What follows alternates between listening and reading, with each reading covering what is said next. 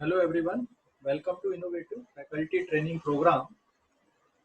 मैं विजय बघेल आपको इस वीडियो में डिस्टेंस को मेज़र करने की लार्ज यूनिट के बारे में एक्सप्लेन कर रहा हूँ। जैसे वन एस्ट्रोनॉमिकल यूनिट को कैसे मेज़र करना है, वन पार्सेक को कैसे मेज़र करना है, वन लाइट ईयर को कैसे मेज़र करना है। ये वीडियो ट्रेनिंग पर्पस के लिए है, लेकिन जब आप स्टूडेंट को इस वीडियो को एक्सप्लेन करेंगे तो इसमें टाइम लगता है। अगर स्टूडेंट 11th क्लास में है तो कम से कम आपका आधा से 1 घंटा इसमें लगता है। अगर स्टूडेंट 12th क्लास में पहुंचा है तो ये टॉपिक तो पहले से पढ़ा हुआ होता है, तो उसको आप क्विक रिवीजन दे सकते हैं 10 से 15 मिनट में।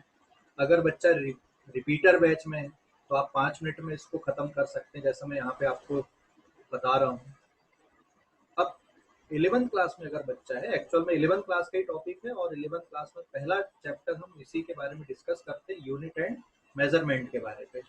तो फिर आपको डिग्री से रेडियन में कन्वर्जन बताना पड़ेगा, एंगल की डेफिनीशन आपको बताना पड़ेगा, फिर डिग्री को आपको तोड़ना पड़ेगा कि मिनट में कैसे तोड़ना है, सेकंड में कैसे तोड़ना है, फिर 1 सेकंड में कितने रेडियन होते हैं ये आपको बताना पड़ेगा। तो यहाँ पे आपको राइट हैंड साइड पे आप देखेंगे स्क्रीन पे, मैंने ऑलरेडी पहले से कैलकुलेशन करके रखा है। लेकिन अगर आप 11th क्लास के बच्चों को ये टीच कर रहे हैं तो आपको ये कैलकुलेशन करके बच्चों के सामने बताना पड़ेगा। उसमें आप कैलकुलेटर का यूज़ नहीं करेंगे। आजकल मैं ये ऑब्जर्व करता हूँ कि जब 11th क्लास में बच्चा आता है तो इस तरह के जो कैलकुलेशन होते हैं, मल्टीप्लिकेशन, डिवीजन, पावर वाले, साइंटिफिक नोटेशन में उनको लिखना, इसमें बच्चे काफ़ी उलझते हैं। कुछ बच्चे स्मार्ट स्मार्ट होते हैं। अगर 100 बच्चे की क्लास है तो उसमें से 10 बच्चे स्मार्ट होते हैं, लेकिन 90 बच्चे उसमें से इन कैलकुलेशंस में वीक रहते हैं। तो अगर 11th क्लास में आप इस टॉपिक को टीच कर रहे हैं तो ये कैलकुलेशन आपको बताना पड़ेगा, साइंटिफिक नोटेशन में उनको कैलकुलेशन समझाना पड़ेगा, आपको पावर में कैसे कैलकुलेशन करते हैं वो एक्सप्लेन करना पड़ेगा। तो मैंने ऑलरेडी यहाँ पे कैलकुलेशन करके लिखा हुआ है जिससे हम इस वीडियो को जल्दी से जल्दी खत्म कर सकें। लेकिन जब आप पढ़ाएंगे तो इसको बहुत एलोबरेट करके आपको पढ़ाना होता है। जैसे 1 ईयर में कितने सेकंड होते हैं तो आप इसको कैलकुलेट करके बताएं। मैंने ऑलरेडी कैलकुलेट किया है और मैंने कोशिश किया कि यहाँ पे आप कैलकुलेशन देखें 1 ईयर 365 डेज। अब उसमें आप 6 आवर काउंट नहीं करना है, क्योंकि 1 ईयर में कितने सेकंड होते हैं, दैट इज 3.15 इंटू 10⁻7 सेकंड आ रहा कैलकुलेशन। तो यहाँ पे अगर वो 6 आवर और ऐड भी कर लेते तो इसमें बहुत ज़्यादा फर्क नहीं पड़ेगा। और हम यहाँ पे जो कैलकुलेशन करने वाले हैं वो एक्चुअल में एवरेज कैलकुलेशन है। जैसे वन एस्ट्रोनॉमिकल यूनिट, ये एवरेज डिस्टेंस होता है सन और अर्थ के बीच का। ये भी एवरेज डिस्टेंस है। सन और अर्थ के बीच में एग्जैक्ट इक्वल डिस्टेंस नहीं है। क्यों नहीं है? क्योंकि अर्थ और सन का जो ऑर्बिट है, अर्थ का सन के around, that is the elliptical orbit. तो इसलिए हम यहाँ पे क्या ले रहे हैं, एवरेज डिस्टेंस ले रहे हैं, speed of light in vacuum और इन एयर। फिर एक और बहुत ही इंपॉर्टेंट जानकारी हमको यहाँ पे चाहिए, that is average time taken by light to travel from sun to earth. और ये कितनी होती है, दैट इज 500 सेकेंड। बच्चों ने इसको पहले से पढ़ा हुआ होता है और पहले 7th या 8th क्लास में ये बताया जाता है बच्चों को कि सन से अर्थ तक लाइट को आने में लगभग लगभग 8 मिनट एंड 20 सेकेंड लगते हैं। तो आप उस बच्चों को याद करवाओगे कि बेटा आपने ऐसा पढ़े थे। लेकिन 8 मिनट 20 सेकेंड से आसानी से बच्चे कैसे याद रख सकते हैं? आप 500 सेकेंड बोलो, आप रुपीज से कंपेयर करा दो कि 500 रुपीज का नोट होता है, तो सन से अर्थ तक लाइट को आने में कितना टाइम लगता है, दैट इज 500 सेकेंड टाइम लगता है। तो आपको ये सब एक्सप्लेनेशन में या इन सबको आपको एक्सप्लेन करने में भी काफ़ी टाइम कंज्यूम होता है। लेकिन वीडियो में मैंने चीज़ों को कॉन्साइज करने के लिए बहुत सारी चीज़ों को मैंने पहले से लिखा हुआ है। अब मैं आप लोगों से ये एक्सपेक्ट करता हूँ कि आपको एंगल की डेफिनेशन पता होगी। एंगल की डेफिनेशन जैसे आर्क अपॉन रेडियस, क्योंकि आप अगर फिजिक्स की फैकल्टी के तौर पे अपना करियर बनाना चाहते हैं तो डेफिनेट सी बात है, या तो आप बीटेक डिग्री होल्डर होंगे या फिर मास्टर डिग्री होंगी आपकी फिजिक्स में।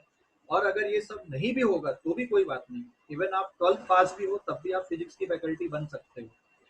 लेकिन 12th भी आपने अगर अच्छे से किया हुआ है तो आपको ये बेसिक चीज़ें तो आती ही हैं। मेरे पॉइंट पे ध्यान रखना, मैंने क्या बोला कि अगर आप 12th पास भी हो तो भी आप फिजिक्स की फैकल्टी बन सकते हो 11th 12th स्टैंडर्ड के लिए। आपको बीएससी को टीच नहीं करना है, आपको मास्टर डिग्री वाले बच्चों को टीच नहीं करना है। आप यहाँ पे फैकल्टी बनने के लिए आए हैं आईआईटी जेई या नीट के लिए।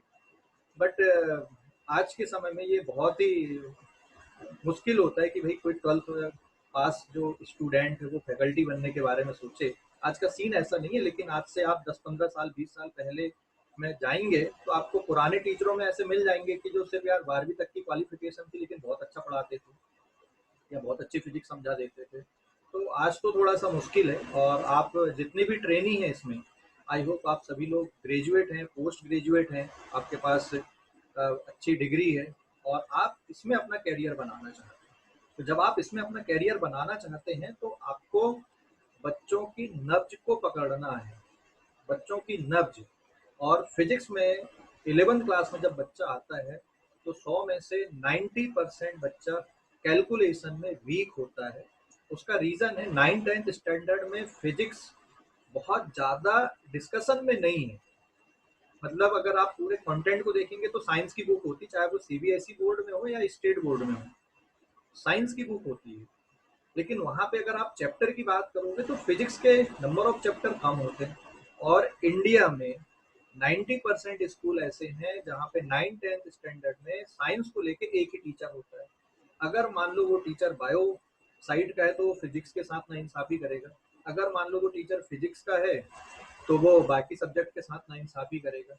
इसलिए जो 10th पास करके जब बच्चा आता है तो उसका कैलकुलेशन वाला जो पार्ट रहता है, ये मल्टीप्लिकेशन डिवीजन जिसमें पावर आती है, इन पावर को कैसे कैलकुलेट करते हैं, इसमें बहुत वीक होता है बच्चा। तो इस कैलकुलेशन पे ही हमको अगर 1-2 दिन दे बच्चों को, आप उन 10 बच्चों को मत सोचो, 10 बच्चों को आप इंगेज करो, भाई डिफिकल्ट कैलकुलेशन दो आप उनको कैलकुलेट करने के लिए। लेकिन आप वो 90 बच्चों को अगर देखेंगे तो वो इन कैलकुलेशन में वीक रहता है। और टीचर तभी सक्सेस होता है जब वो 90% बच्चों को तो मोटिवेट करे और उनको सेटिस्फाई करे। दूसरा वो जो 10% बच्चे होते हैं उनको भी सेटिस्फाई करे। तो क्वालिटी यही होनी चाहिए टीचर के अंदर। सो देन हम देखते हैं यहाँ पे calculation. One astronomical unit is the average distance between sun and अर्थ।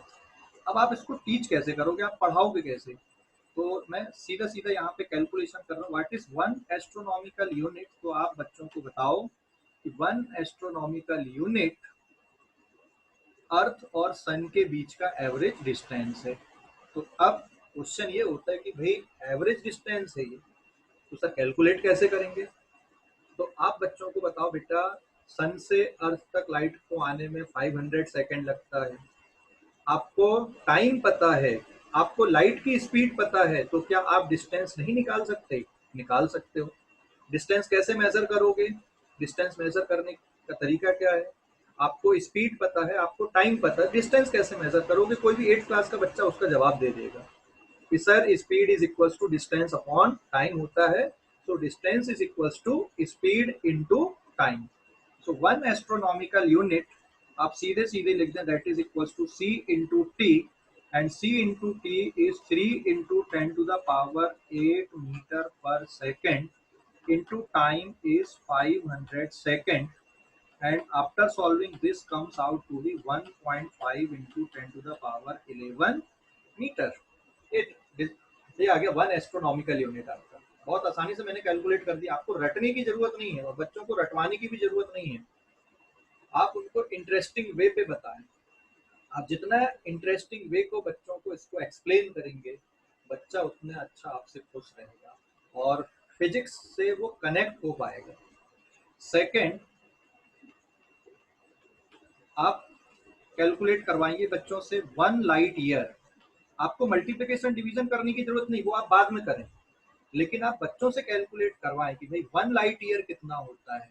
तो आप उसको डेफिनेशन बताएं। 1 light year that is the distance travel by light in 1 year.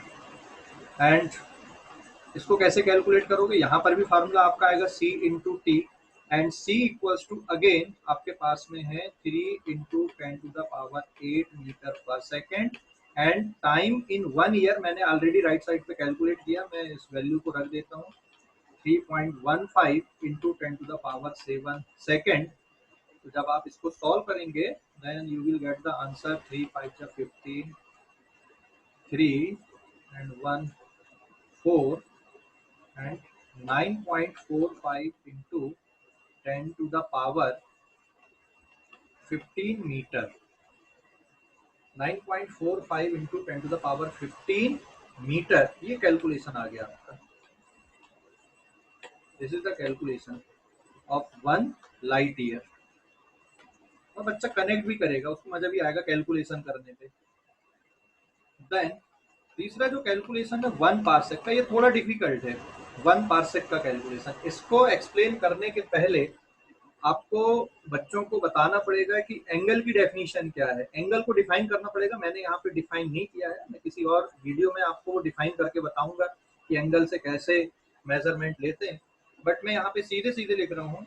जब हम एंगल की वैल्यू लिखते हैं तो angle equals to arc upon radius होता है, और यहाँ पे जो एंगल आपको दिख रहा है that angle is very small, 1 second.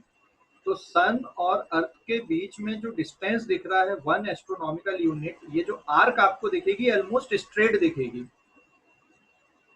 Then theta की वैल्यू दैट इज 1 सेकेंड, आप इसको रेडियन में कन्वर्ट कर दें एंड 1 सेकेंड रेडियन में आएगा 4.85 into 10 to the power -6 radian equals to 1 astronomical unit divided by 1 parsec. But इसको एक्सप्लेन करने के पहले आपको एंगल की डेफिनेशन बतानी पड़ेगी। एंगल की डेफिनेशन क्या होती है? Arc upon radius. यहाँ पे रेडियस क्या बन रहा है? 1 पार्सेक रेडियस बन रहा है। आर्क क्या बन रहा है? 1 एस्ट्रोनॉमिकल यूनिट यहाँ पे आर्क बन रही है। अब आप इसको कैलकुलेट कर लें। So 1 parsec is equals to 1 astronomical unit divided by 4.85 into 10 to the power -6 radian. अब बच्चे पूछ सकते हैं कि सर सेकंड से ही क्यों नहीं कैलकुलेशन किए, तो आपको रेडियन के बारे में पूरा एक्सप्लेनेशन करना पड़ेगा, क्योंकि रेडियन एसआई यूनिट होती है और वो कैलकुलेशन आप करना पड़ेगा पहले, इसलिए टाइम लगता है इसमें एक्सप्लेनेशन में। एंड 1 एस्ट्रोनॉमिकल यूनिट हमने ऑलरेडी कैलकुलेट किया हुआ है ऊपर, and 1 astronomical unit 1.5 into 10 to the power 11 metre है। आप वैल्यू पुट कर दो एंड मैं डायरेक्टली यहाँ पे आंसर लिख दे रहा हूँ। 1 parsec is equal to 3.09 into 10 to the power 16 metre. आप इसको एस्ट्रोनॉमिकल यूनिट के टर्म पे भी लिख सकते हो। 1 parsec 1 astronomical unit divided by 4.85 into 10 to the power -6 radian है, तो इसका आंसर एस्ट्रोनॉमिकल यूनिट में भी आ जाएगा। आपका इसका आंसर मीटर में भी आ गया, 3.09 into 10 to the power 16 metre, ये आंसर आपका हो गया। तो जब आप बच्चों को एक्सप्लेन करें तो काफ़ी एलोबरेट करें, बच्चों से कैलकुलेशन करवाएं। बच्चे इस कैलकुलेशन में वीक रहते हैं। जब आप नीट या जेई की प्रिपरेशन करते हैं, जो जेई वाला बच्चा होता है तो आगे चल के वो यूज टू हो जाता है, लेकिन नीट वाला जो बच्चा होता है वो यूज टू नहीं होता, उसका ज़्यादा फोकस बायो की तरफ रहता है अधिकतर बच्चों का। लेकिन आप बच्चों को बताएं कि अगर आपको सिलेक्शन चाहिए, अगर आपको अच्छी रैंक चाहिए, तो फिजिक्स आपकी अच्छी स्ट्रांग होनी चाहिए। और अगर आपकी फिजिक्स अच्छी स्ट्रांग रहेगी तो डेफिनेट सी बात है आप नीट में भी बहुत अच्छा परफॉर्म करोगे, आपका सिलेक्शन भी अच्छा होगा, आपको मनचाहा कॉलेज मिलेगा। दूसरा, जेई वाला बच्चा है तो वो धीरे धीरे सीखेगा। एकदम 11 क्लास में आने पे भी अगर बच्चे ने जेई को ऑप्ट किया है तो वो भी इन सब कैलकुलेशन में कंफर्टेबल नहीं होता। 11 क्लास में बच्चा जेई का हो या नीट का हो, उनका लेवल लगभग लगभग सेम होता है। फिर लेवल धीरे धीरे डिफरेंस क्रिएट होता है उन बच्चों का। जो जेई वाले बच्चे वो कैलकुलेशन अच्छे से कर पाते हैं, क्योंकि डेफिनेट सी बात है वो मैथमेटिक्स भी पढ़ते हैं, लेकिन नीट वाले बच्चे इसमें लैग करने लगते कहीं ना कहीं पे।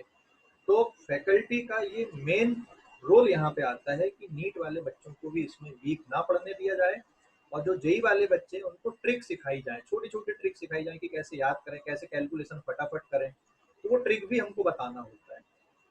तो thank you for watching this video. अगले वीडियो में मैं कुछ नया टॉपिक बताऊंगा, या फिर फिजिक्स में कंटेंट किस तरह से हमको लेना है वो मैं अगले वीडियो में आप लोगों को एक्सप्लेन करूँगा। तो तब तक के लिए धन्यवाद, थैंक यू। अगले वीडियो में हम जल्दी मिलेंगे, तब तक के लिए बाय।